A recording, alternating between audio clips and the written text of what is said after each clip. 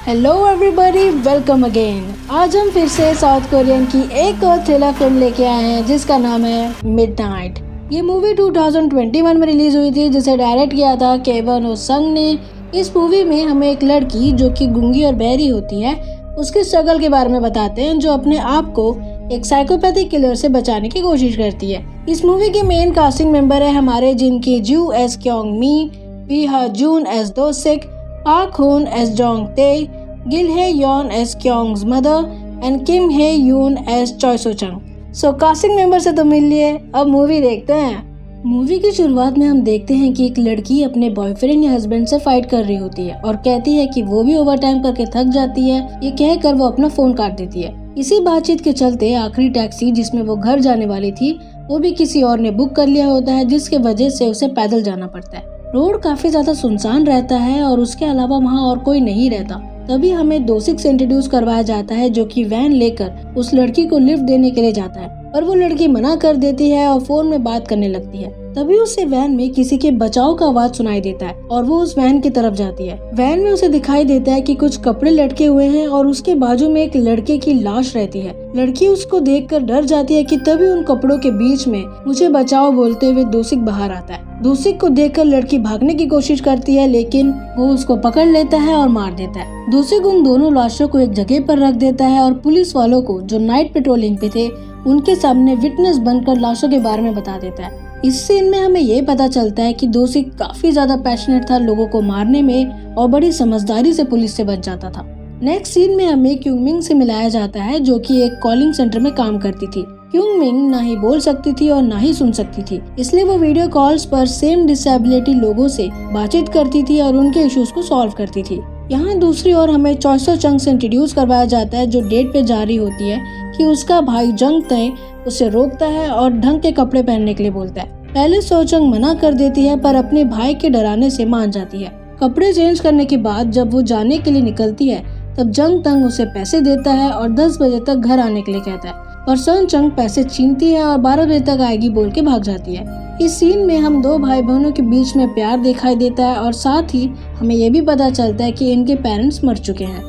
यहाँ क्यूंग मिंग अपने कलीग के साथ बैठी हुई होती है कि तभी कंपनी के हेड सबको इन्फॉर्म करते हैं कि उन्हें क्लाइंट्स के साथ ड्रिंक्स में जाना पड़ेगा। इसमें सब नाराज होते हैं, लेकिन हेड्स कहते हैं कि ये कंपनी के ग्रोथ के लिए जरूरी है। तभी क्यूंग मिंग अपना हाथ उठाती है और मोबाइल में टाइप करके कहती है कि वो भी आएगी और ये उम्मीद करती है कि उसके साथ कोई भी भेदभाव नहीं होगा। इस पे हेड्स मान जाते हैं और क्लाइंट्स के साथ ड्रिंक्स करने लग जाते हैं। ड्रिंक्स के टाइम पर सब क्यूंग मिंग का मजाक उड़ाते हैं और क्यूंग मिंग ये बात समझ जाती है, तो उसे गुस्सा आ जाता है और वो भी अपने साइन लैंग्वेज में उनका मजाक उड़ाती है। लेकिन क्लाइंट्स उसे समझ नहीं पाते, बट हेड्स उसके लैंग्वेज को समझ जाते हैं, इसलिए वो सिचुएशन को कंट्रोल करने की कोशिश करते हैं। नेक्स्ट हमें क्यूंग मिंग की माँ से मिलाया जाता है, जो टेलरिंग शॉप पर काम कर रही होती है और उन्हें आज ही अपने काम का पेमेंट मिला था, वो भी डबल। तब उनके साथी कलीग उनसे पूछते हैं कि वो इस डबल पेमेंट का क्या करेंगी। इसमें क्यूंग मिंग की माँ साइन लैंग्वेज में बताती है कि वो अपने बेटी के साथ जेजो आइलैंड पर छुट्टियां मनाने जाएंगी।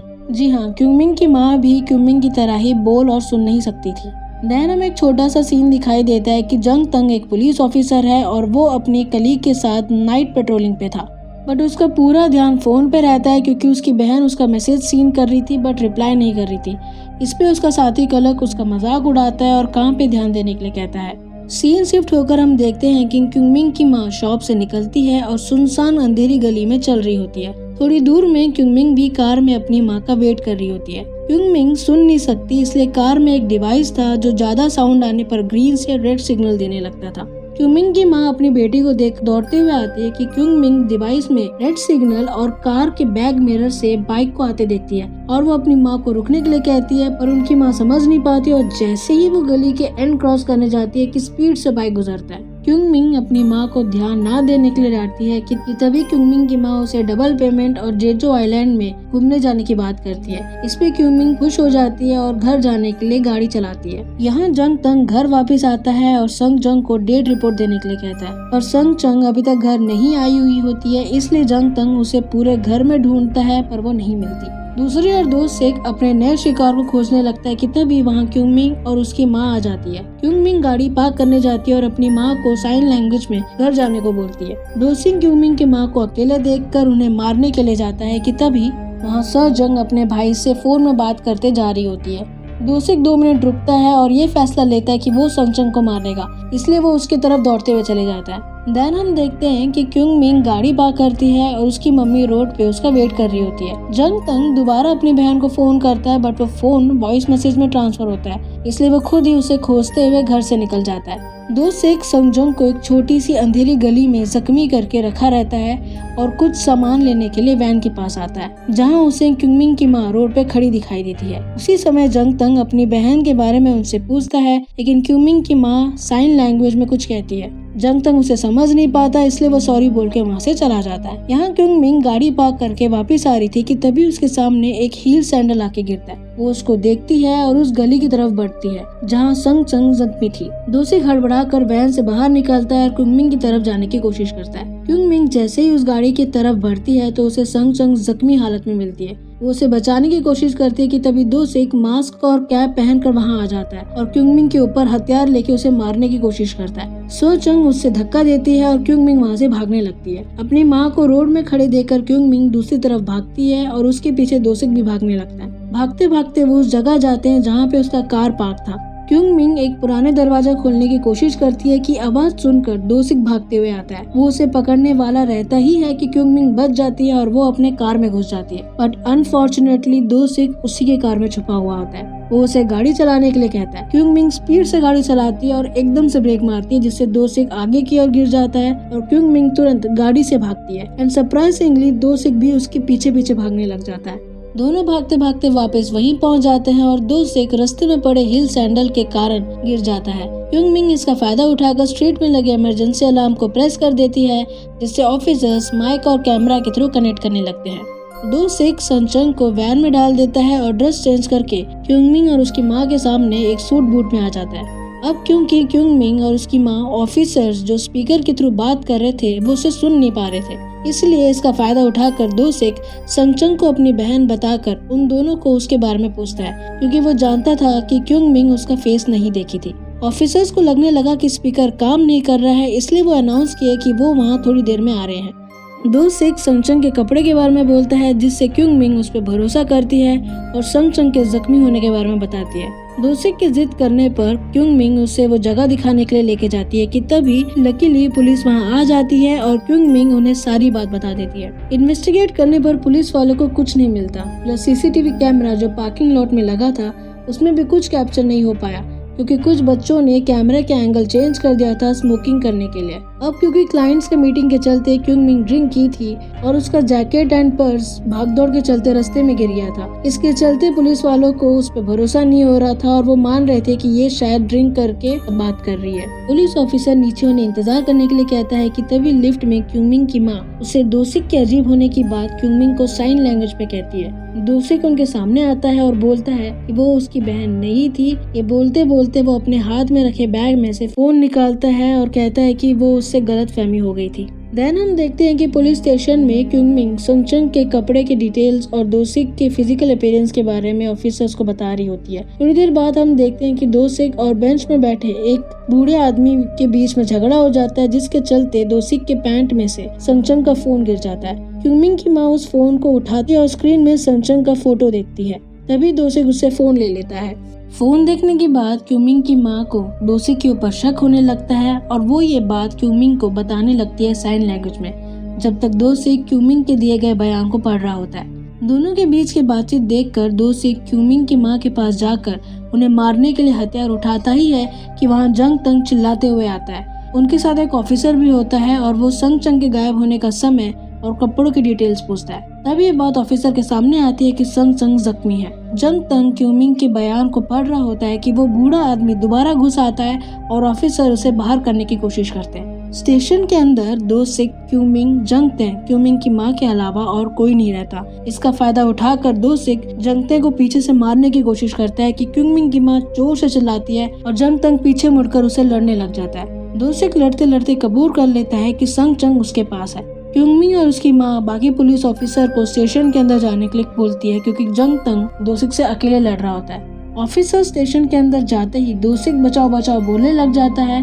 और ऑफिसर्स जंग तंग को गलत समझने लगते हैं और उसे इलेक्ट्रिक शॉक देकर बेहोश कर देते हैं। ऑफिसर्स दोसिक को सॉरी बोलते हैं और उसे जाने देते हैं।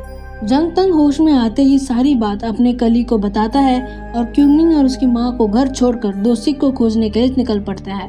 क्यूमिंग और उसकी माँ घर आते हैं और संगचंग के बारे में साइन लैंग्वेज में आपस में बात करते हैं कि तभी उनके घर के लाइट्स ऑन ऑफ हो रहे होते हैं। वो सिग्नल वाले डिवाइस में रेड कलर पीप हो रहा होता है। इसका मतलब दरवाजे पे कोई आया था। वो दोनों दरवाजा खोलते हैं तो देखते हैं कि पड़ोसी कुछ सामान लेने आए थे। तो क्यूमिंग की माँ और पड़ोसी दोनों सामान लेके कहीं जाते हैं, जिससे घर पर क्यूमिंग अकेली होती है। दोसिक बयान में दिए गए एड्रेस के थ्रू क्यूमिंग के घर आ जाता है और उसे दोबारा मारने की कोशिश करता है। क्यूमिंग अपने आप को कमरे में बंद करती है और जंग तंग को फोन में मैसेज करके इन्फॉर्म करती है। तभी दोसिक दरवाजा तोड़कर अंदर आता है कि क्यूमिंग विंडो से कूदकर भाग जाती है। यहाँ पे दोसिक हार नहीं मानता और दोबारा उसके पीछे भागने की कोशिश करता है। थोड़ी देर में जंग तंग भी वहाँ आ जाता है। फिर हम देखते हैं कि क्यूमिंग आगे, उसके पीछे दोसिक के पीछे जंग तंग। एक बहुत ही लंबे दौड़ के बाद आखिर में रोड एंड होने लगता है। जंग तंग को पीछे आते देखकर दोसिक अपने गले में चाकू रखता है और जंग तंग को धमकी देता है कि वो खुद को मार देगा और उसकी बहन तड़प तड़प कर मर जाएगी।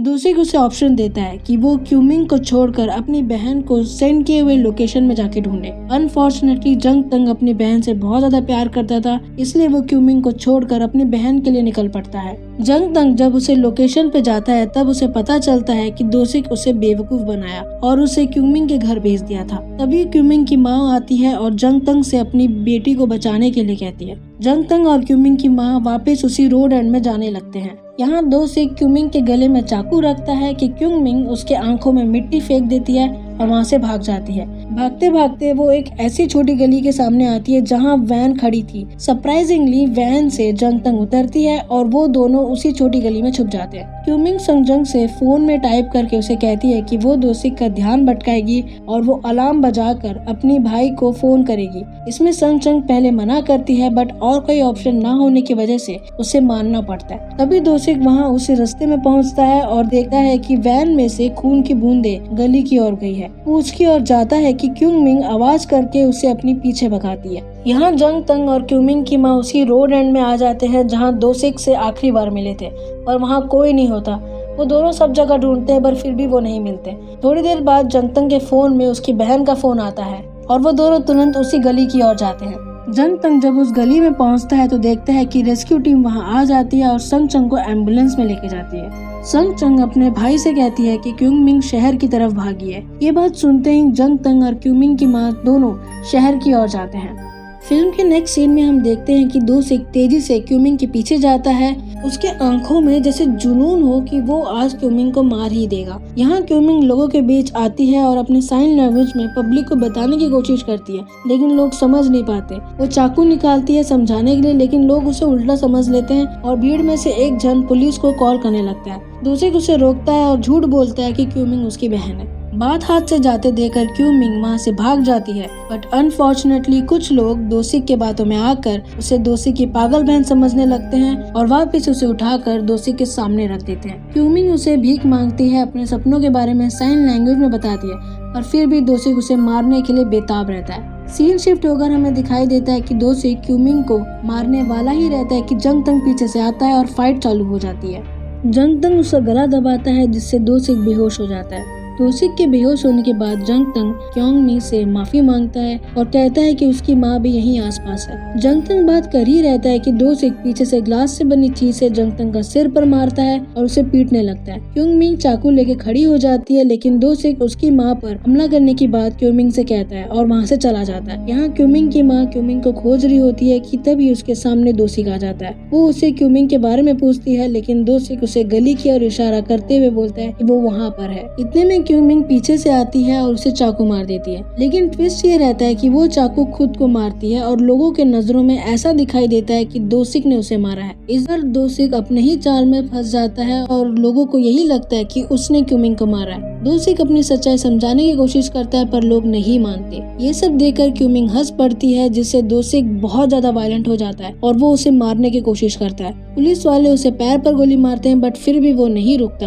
वो दोबारा उसे मारने के लिए उठता है और मजबूरन पुलिस वाले उसे छाती पर गोलियां मार देते हैं, जिससे वो मर जाता है। फिल्म के एंड में हम देखते हैं कि क्यूमिंग और उसकी माँ जेजो आइलैंड पे छुट्टियां बना रहे हैं। चाय संग चंग और उसका भाई जंग तंग भी उनके साथ ज्वाइन किए थे।